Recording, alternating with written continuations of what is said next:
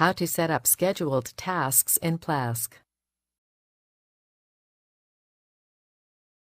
This demo assumes you've already logged into Plesk. Now let's learn how to set up scheduled tasks. Click the Scheduled Tasks link here on the right.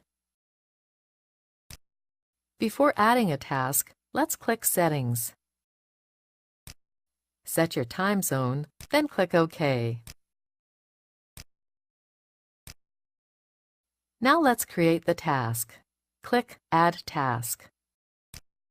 Specify the command to run, including the path to where the command is.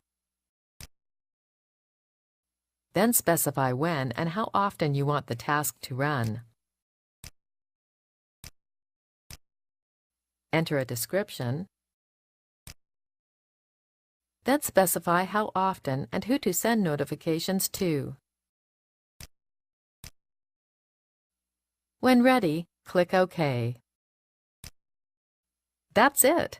The scheduled task has been created, and the task will run at the specified times until it's removed. This is the end of the tutorial. You now know how to set up scheduled tasks in Plesk.